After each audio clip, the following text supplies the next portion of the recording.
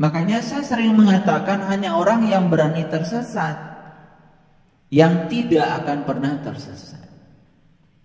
Karena yang berani tersesat, ketika dia tersesat, dia pasti akan mencari petunjuk agar dia tidak tersesat. Bahkan sekarang kita sudah dimudahkan. Ada aplikasi yang namanya Google Map. Semua itu sudah di mapping, ya. Semua alamat di semesta ini sudah di mapping. Dan kita menjadi mudah, tinggal klik saja. Apalagi kita minta share lokasi, diklik saja, ikuti saja. Sampai di tujuan. Oleh karena itu, pada kesempatan yang penuh berkah ini, saya akan mengajak kita untuk berbicara lebih dalam tentang sebuah topik yang sederhana. Saya beri judul topik ini adalah melatih subjek atau mengubah objek. Ada pertanyaannya, melatih subjek atau mengubah objek? Kenapa judul ini muncul di intuisi saya?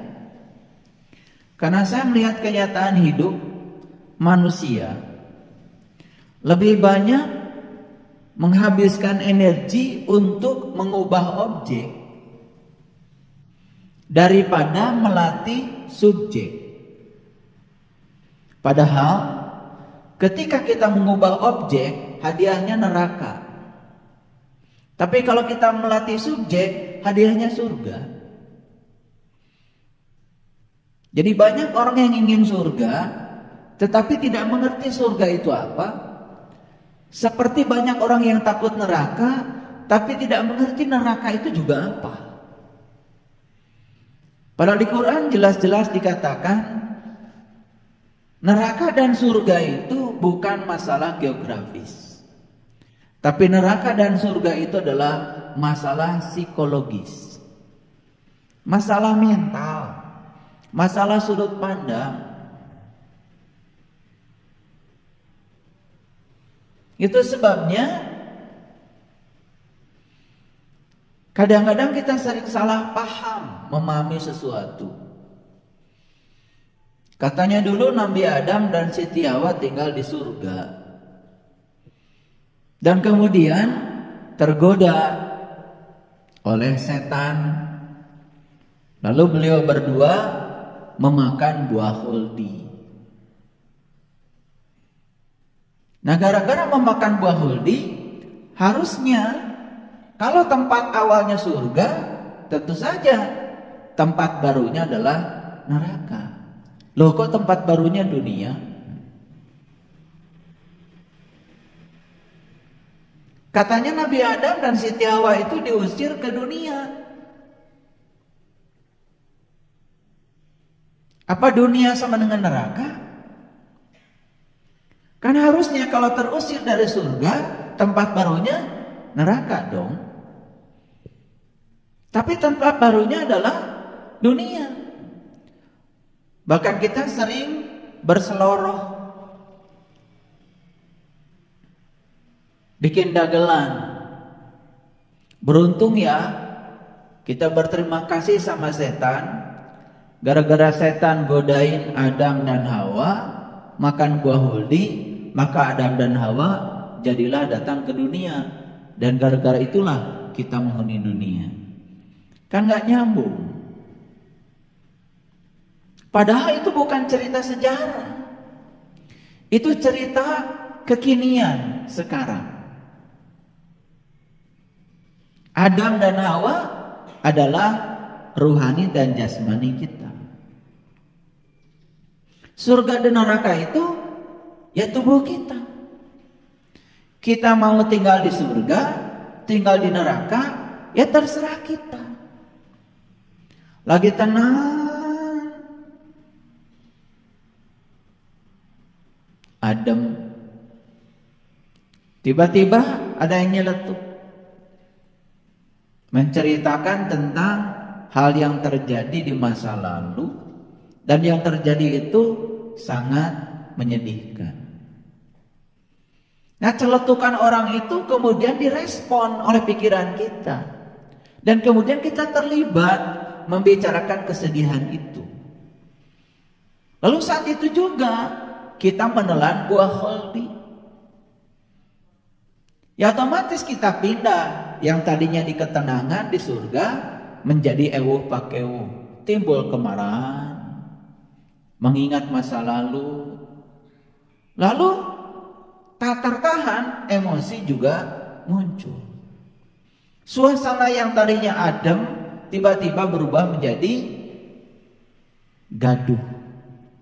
Itulah sebetulnya cerita di Quran itu kontekstualnya begitu.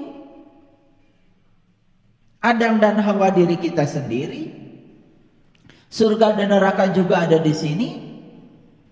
Dan saat kita menelan buah holdi itu apa?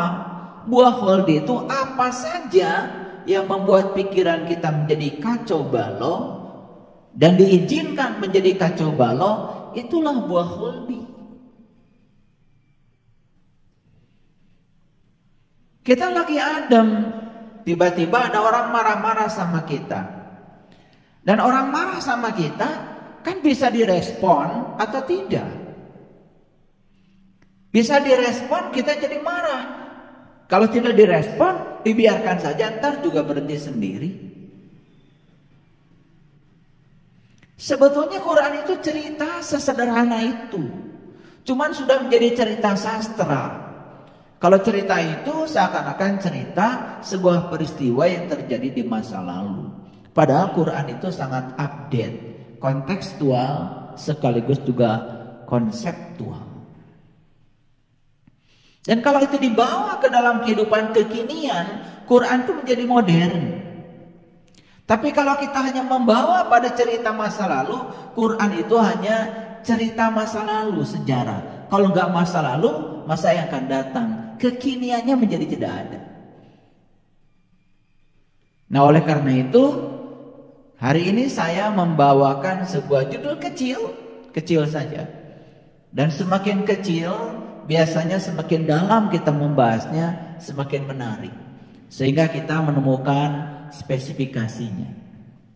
Jadi pertanyaannya, melatih subjek atau mengubah objek? Pasti sudah tahu kan jawabannya? Apa jawabannya? Ya, melatih subjek. Tugas agama itu sebetulnya membuat kita menjadi terampil dalam melatih diri kita. Maka saya bilang tadi, agama itu adalah alat pertahanan diri yang dibuat leluhur kita untuk melindungi diri kita dari kejahatan diri kita sendiri.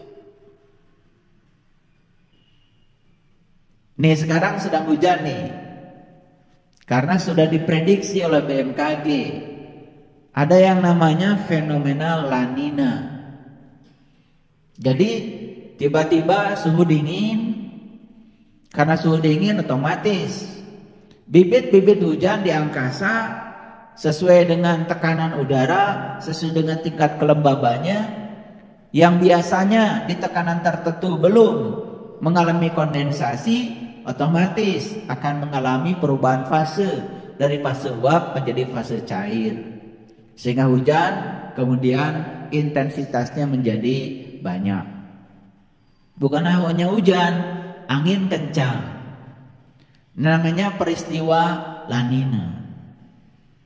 Pertanyaan saya, bisa gitu kalian mengubah hujan? Bisa kalian mengubah iklim? Gak bisa. Yang bisa kalian lakukan adalah pakai jaket. Keluar rumah, dingin, terus marah-marah sama hujan. Tidak menyelesaikan masalah. Buat apa kalian cerita iklim? Adanya begitu kok. Buat apa cerita kalau di luar dingin? Adanya begitu kok. Kalian diberi akal.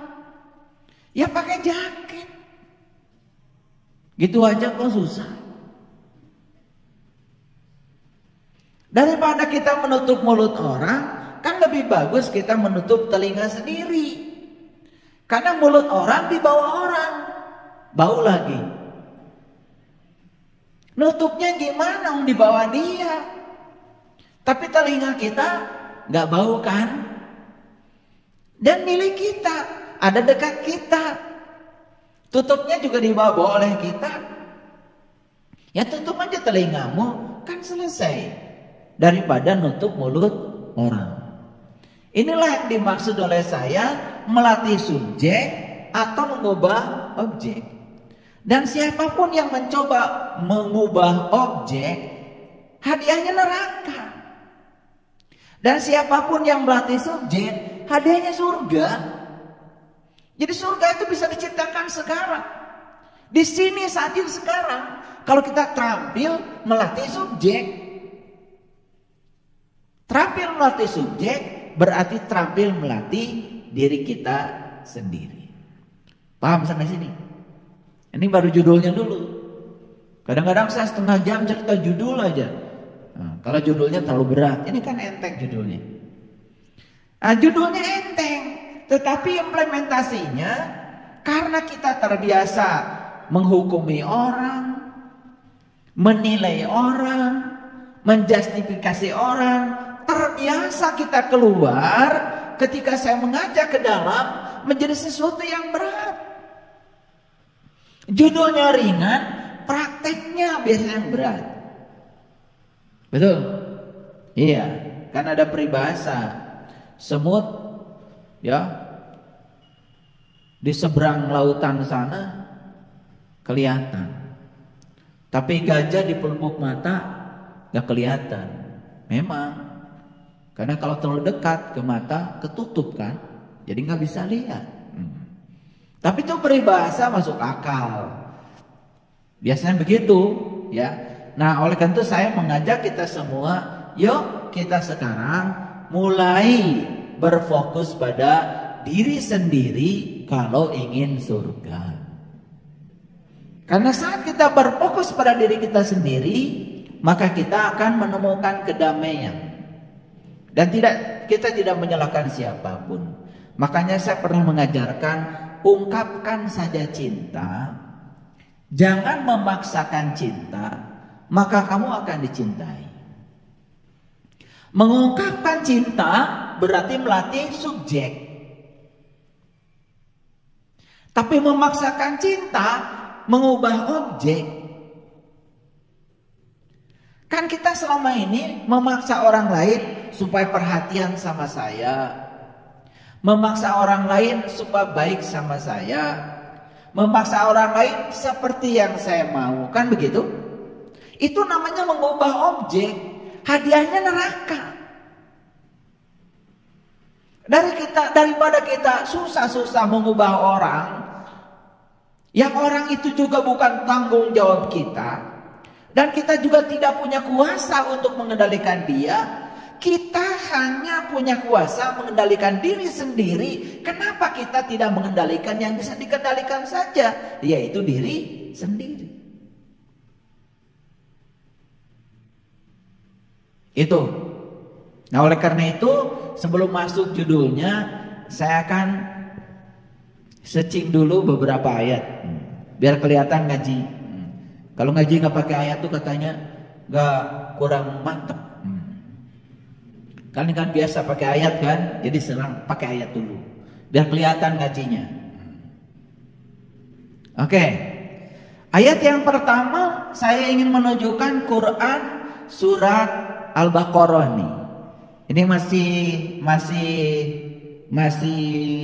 di bagian pendahuluan, yaitu ayat yang ke-24. Gak usah dibaca semua, bagian-bagian tertentu saja yang dibaca. Nah, saya akan baca yang ini nih, ya. Fattakun narol lati waquduhan nasu wal hijarah uiddat lil kafirin. Itu aja, yang bagian itu aja. Yang bagian-bagian tertentunya nanti dibahas. Sebenarnya sudah ada kajian khusus surat Al-Baqarah. Ya, satu flash disk itu 23 pertemuan. Tuh, jadi kalau ingin memilikinya ya silakan. Nanti bisa menghubungi panitia ya. Saya ingin membahas yang bagian ini saja. Fattakun naral lati waquduhan nasu wal hijarah uiddat lil kafirin. Ini terjemahannya adalah peliharalah dirimu dari neraka. Ini kan tugasnya sederhana. Peliharalah dirimu dari neraka. Ini kalimat sangat cerdas sebetulnya. Fattakun naral lati, peliharalah dirimu dari neraka. Apa pesan dari ayat ini? Pesannya sederhana. Kita disuruh memelihara diri kita dari neraka karena saking dekatnya neraka kepada kita. Betul nggak? Atau belum kebayang ya? Gini, ada orang berdiri di dekat jurang. Pasti kita tergoda kan untuk mengatakan, awas, jurang. Dan kalau dia berdiri jauh dari jurang, tidak mungkin awas jurang. Kartos. Ada orang bawa air panas. Pasti kita tergerak untuk mengatakan, awas, panas. Ada yang mau wacai teisme, tara make awas. Betul nggak? Nah, kenapa Allah mengatakan fattakun naral lati ya waquduhan nasu wal hijarah, pelihara dirimu dari neraka? Karena neraka itu dekat sekali. Bahkan neraka itu adalah diri kita sendiri. Makanya di Quran dikatakan fa'ammal ladina syaqu fa finnar lahum fiha zafirun wa saikun. Neraka itu adalah tempat di mana kamu masih bernafas. Berarti neraka itu adalah tempat, dan tempatnya dekat dengan kita, yaitu tubuh kita sendiri. Kalau neraka dekat dengan kita, otomatis surga pun dekat dengan kita. Maka di ayat lain Allah mengatakan surga dan neraka itu sebetulnya keberadaannya adalah pada saat langit dan bumi masih ada. Kan selama ini kita berbicara tentang surga dan neraka itu selalu nanti. Betul? Padahal kita hari ini sudah merasakan sebetulnya. Cuman kita tidak sadar. Makanya ada ayat yang mengatakan fattakun naral lati waquduhan nas wal hijarah uiddat lil kafirin. Peliharalah dirimu dari neraka yang bahan bakarnya neraka itu manusia dan batu. Ini bahasa simbolik. Bahan bakarnya neraka itu manusia dan batu. Tahu batu? Yang sudah tahu tentu saja bisa tersenyum lebar. Yang belum tahu kan jemedut. Makanya Nabi Musa itu waktu pengen masuk surga, di Quran dikatakan dia itu kemudian mengambil tongkat dan memukul batu. Saat dia mengambil tongkat kemudian memukul batu, terpancarlah 12 mata air. Itulah surga. Jadi kalau ingin masuk surga itu sederhana sebenarnya, ambil tongkat, tapi harus tongkat Musa. Pukulkan pada batu, maka akan terpancar 12 mata air. Batu tuh keras. Pernah kesenggol batu? Ya boncunur. Betul nggak? Pernah kaki ketiban batu? Ya biru. Masuk rumah sakit. Batu itu sesungguhnya simbolik dari sesuatu yang keras. Makanya kalau kamu keras, terutama kepalanya, yang disebut dengan keras kepala. Kalau orang Minang bilang kareh kepalo. Keras kepala itu artinya orang yang keras kepala itu biasanya tinggi hati, sombong, sulit dikasih tahu.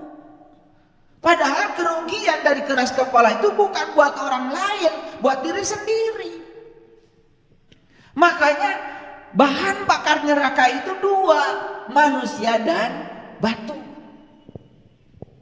Karena bagian yang paling penting dari manusia itu bagian batunya. Kalau bagian itu keras, ya biasanya orangnya kayak gitu ya. Persahabatan dengan siapapun putus. Bisnis dengan siapapun gagal. Kalau bicara selalu menyakitkan, itu ciri orang yang keras. Keras hatinya, keras pikirannya, keras kepalanya biasanya muncul dari ucapannya yang selalu membuat kerusakan. Paham sampai sini? Coba pegang, ya. Keras nggak hatimu? Ya nggak bisa dipegang. Tapi ciri orang yang keras hati itu ya biasanya pengen menang sendiri, nyalahkan orang, tidak pernah berfokus pada dirinya sendiri. Orang yang keras hatinya tidak mungkin bisa melatih subjek. Yang dia lakukan setiap saat adalah mengubah objek. Pengen memperbaiki apa kalian? Ingin memperbaiki situasi di mana? Memperbaiki situasi, satu-satu cara yang paling bijaksana adalah memperbaiki diri ke dalam. Maka situasi akan berubah. Coba-coba memperbaiki situasi keluar, pasti akan ketemu dengan berbagai macam hambatan. Kan sekarang ini banyak sekali orang yang caranya itu selalu keluar. Perangnya itu keluar. Padahal perang yang paling bagus adalah perang melawan diri sendiri. Nabi mengatakan baru saja kita selesai menyelesaikan perang kecil. Dan sebentar lagi kita akan memasuki perang besar. Perang akbar. Apa ya Rasulullah? Perang melawan dirimu sendiri. Paham? Ini ayat sederhana kan? Ya, fattakun naral lati waquduhan nas wal hijara uidat lil kafirin. Kalian kalau baca Quran itu pasti lewat ayat ini. Pasti lewat. Saya yakin 100 ayat yang pertama baca Quran itu pasti lewat. 100 berikutnya lewat juga. Maksudnya nggak dibaca. Besok-besok tumpengan aja hatam. Kan begitu. Ya. Cuman saking seringnya baca ayat ini, sampai kita nggak tahu isinya apa. Nah sekarang tahu kan? Bahan bakar neraka itu adalah satu manusia, yang kedua batu. Dan kenapa manusia bisa terbakar oleh batu? Dan manusia mana yang terbakar oleh batu? Manusia yang keras. Manusia yang keras itu dinasehati susah. Kalau ngomong seperti yang paling tahu, padahal dia tidak tahu. Cuma dia tidak tahu bahwa dia tidak tahu. Tapi ngomong seperti yang paling tahu kan begitu. Biasanya sombong, selalu menempatkan diri di atas orang lain. Inginnya itu dihormati, inginnya dihargai, tidak pernah ingin sama dengan orang lain. Mau parkir aja, orang yang keras kepalanya susah. Pengen yang paling utama. Ketika datang bertamu pengen dihormati. Begitu tidak ada yang nyambut pulang. Gitu nggak kalian? Gitu nggak? Ya syukurlah kalau nggak begitu lagi. Makanya menjadi menjadi orang yang tidak tahu apa-apa, tidak bisa apa-apa, tidak punya apa-apa, bahkan tidak merasa siapa-siapa, itu bukan sesuatu yang mudah. Perlu penempaan diri. Penempaan diri. Kan biasanya ketika ada sesuatu yang menyinggung kita, wah ini pencemaran nama baik. Bikin LP. Kan begitu. Sewa pengacara. Hasilnya apa sih? Hasilnya cuman puas ketika kita memenjarakan orang lain. Itu saja hasilnya. Dan suatu saat kita akan dipenjarakan orang. Jangan lupa. Kenapa sih tidak memaafkan saja? Itu karena hatinya keras. Sesuatu yang keras sangat berbahaya.